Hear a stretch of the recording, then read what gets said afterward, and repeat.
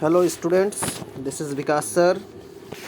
और आज के इस नए वीडियो में सॉलिड स्टेट के मैं कुछ टॉपिक्स डिस्कस करने वाला हूं जो कि क्रिस्टल लैटिस और यूनिट सेल से जुड़ा होगा। तो सबसे पहले हम लोग आज के टॉपिक की शुरुआत करेंगे crystal lattice and unit cell से।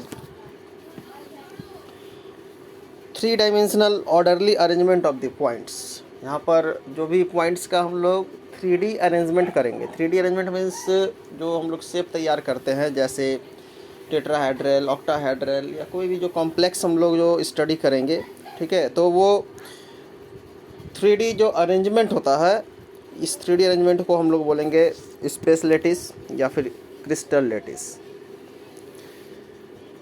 डेफिनेशन हम लोग यहाँ पर देखेंगे।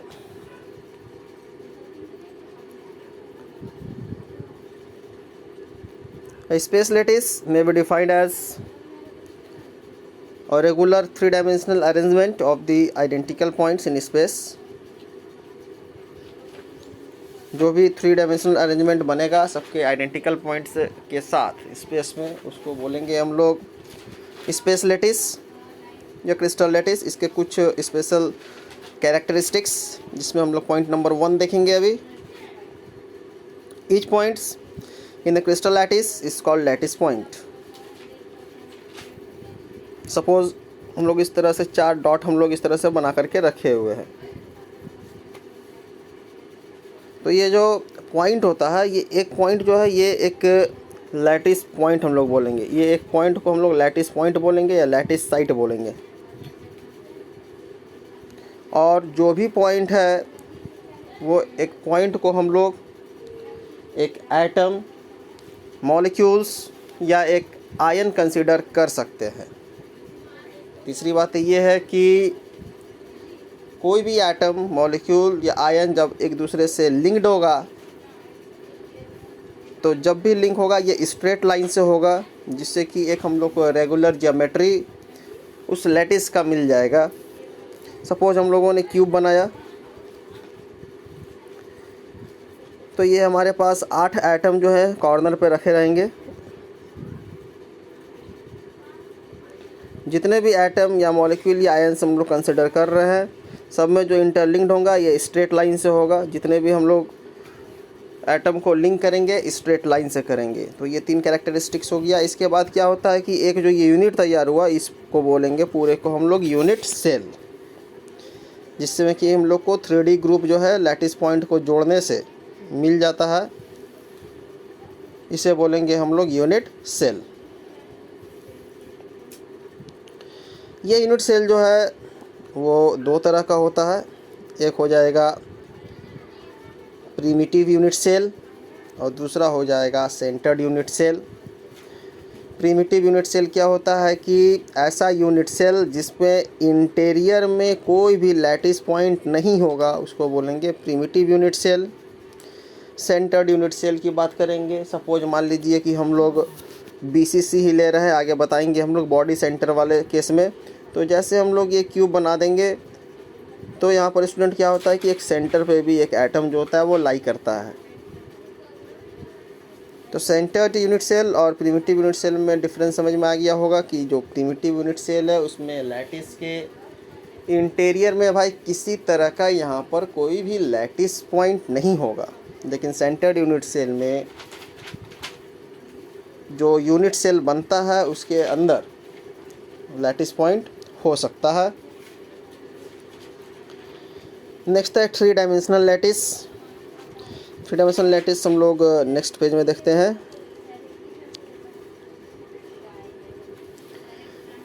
The unit cell of the lattice and it is characterized by, first point है it's dimension A, B and C along the 3 axes. सबसे पहले हम लोग इसका डायमेंशन देखेंगे। और कोई ज़रूरी नहीं है स्टूडेंट कि जो एजेस है वो परपेंडिकुलर हो एक दूसरे के में, और may not perpendicular to each other. Second case है कि बिटवीन द एजेस कुछ एंगल्स भी होता है, अल्फ़ा, बीटा एंड गामा, जो आपको इस फिगर में दिख रहा होगा। Alpha angle between Y and Z, gamma between y and x and beta between x axis and z axis. तो जो एजेस है A B and C axes यहाँ पर है, तो ए और सी एजेस के बीच एंगल बीटा, बी और सी एजेस के बीच एंगल हो जाएगा अल्फ़ा, एंड ए और बी के बीच जो एंगल हो जाएगा वो हो जाएगा गामा। तो 3D जो लैटिस होता है स्टूडेंट्स यहाँ पर, तो एज तो रहेगा ही, और कोई ज़रूरी नहीं है कि सब एक दूसरे से परपेंडिकुलर ही हो। और थर्ड केस ये है कि इसमें जो अल्फ़ा बीटा एंड गामा ये बिटवीन द एजेस कुछ एंगल्स भी होना चाहिए। अब हम लोग आते हैं टाइप्स ऑफ यूनिट सेल में। तो types of unit cell, first है सिंपल और प्रिमिटिव यूनिट सेल। सिंपल और प्रिमिटिव यूनिट सेल में क्या होता है कि इसमें जो एटम है वो एटम सिंपली जो है वो कॉर्नर पे रखा हुआ रहेगा।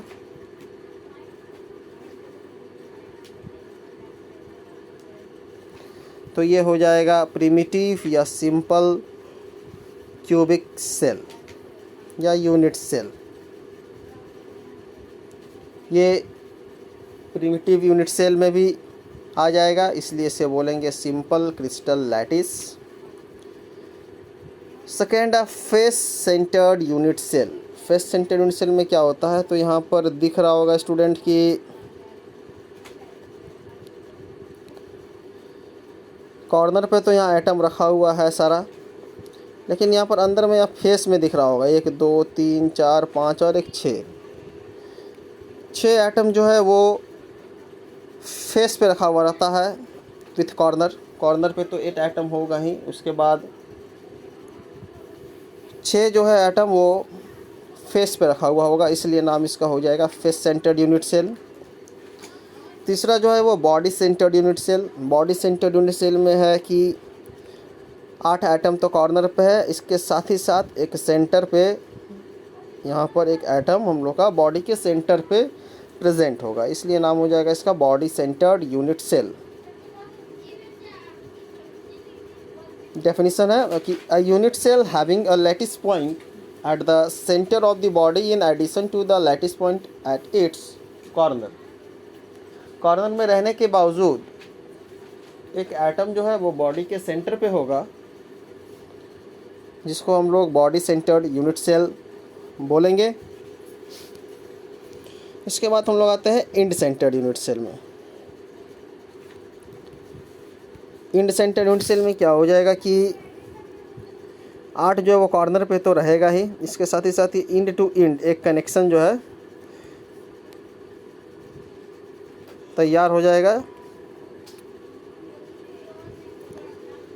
ये एक दूसरे से इंटरलिंक्ड रहेगा, ये एक दूसरे से इंटरलिंक्ड रहेगा, दोनों इंड टू इंड कनेक्शन होगा, इसलिए इसका नाम हो जाएगा इंड सेंटर्ड यूनिट सेल। जिसमें कि जो फेस सेंटर होता है वो 1 सेट ऑफ फेस पे तैयार होगा, लेकिन कॉर्नर एटम को जो है वो रखना ही है, वो फिक्स्ड होता है। कॉर्नर एटम चेंज नहीं होगा, उसके एडिशन उसके साथ हम लोग ये सब ऐड करेंगे। नेक्स्ट है कि 7 क्रिस्टल सिस्टम, जिससे MCQ तैयार होता है स्टूडेंट्स।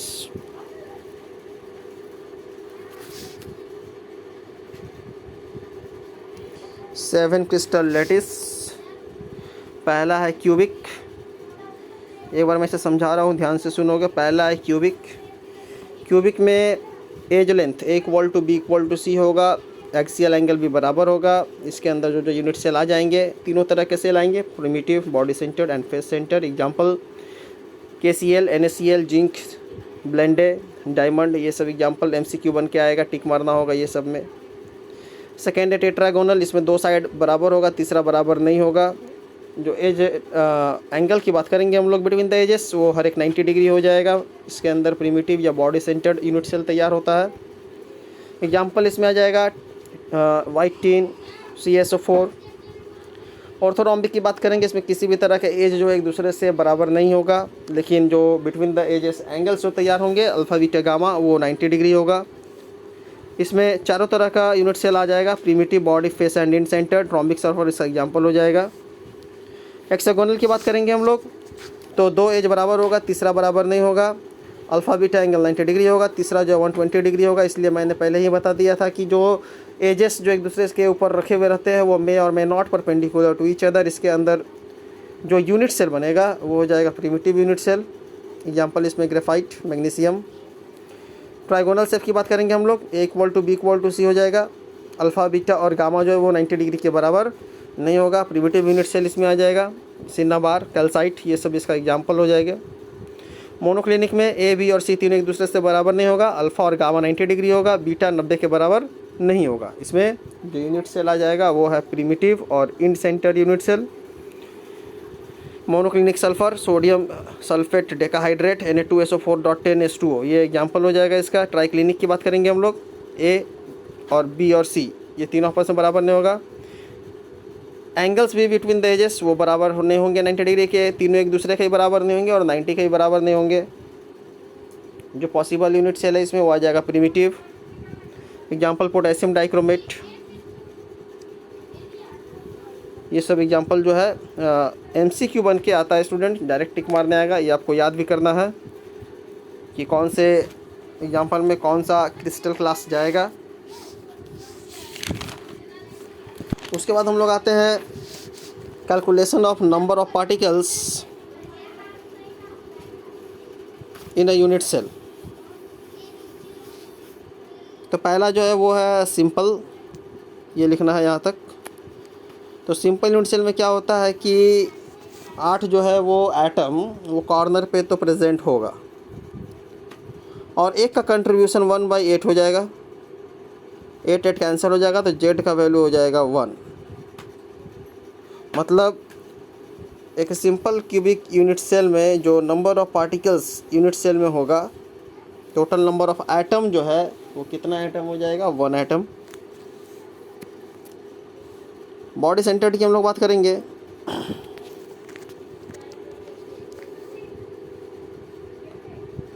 तो बॉडी सेंटर्ड में क्या है,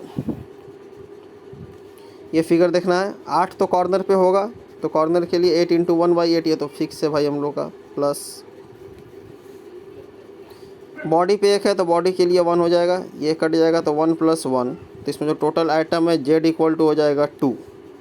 तो 2 एटम्स यहाँ पर हम लोग को BCC में मिलेगा। ये सब ध्यान रखना है स्टूडेंट, क्योंकि जब हम MCQ डिस्कस करेंगे तो डायरेक्ट हम वैल्यू पुट करेंगे जेड का। 1 आया तो सिंपल क्यूबिक यूनिट सेल, 2 आया तो body centred cubic unit cell. तीसरे केस में हम लोग देखेंगे फेस सेंटर्ड यूनिट सेल में। फेस सेंटर्ड यूनिट सेल में क्या हो जाएगा कि 8 जो है वो तो कॉर्नर पे रखना ही है हम लोग को। कॉर्नर पे रखने के लिए 8 × 1/8। फेस पे 6 होता है और 1 का कंट्रीब्यूशन हो जाएगा 1/2। तो ये 3 और ये 1, तो जेड का वैल्यू हो जाएगा 1 + 3 = 4। तो total number of atoms in FCC ये हो जाएगा 4, BCC में 2 और सिंपल क्यूबिक यूनिट सेल में हो जाएगा 1। तो आज की क्लास में स्टूडेंट्स जितने भी थ्योरेटिकल कंसेप्ट है स्पेस लैटिस को लेकर के, या जो number of particles, number of atoms जो हम लोग निकालने सीखे हैं, कुछ MCQ क्वेश्चन के लिए एक टेबल मैंने दिखाया जिसमें आपको एग्जाम्पल भी याद करना है। नेक्स्ट वीडियो में मैं इससे जुड़े कुछ न्यूमेरिकल्स और कुछ टॉपिक्स आगे डिस्कस करूँगा। आज के लिए इतना ही। Thank you.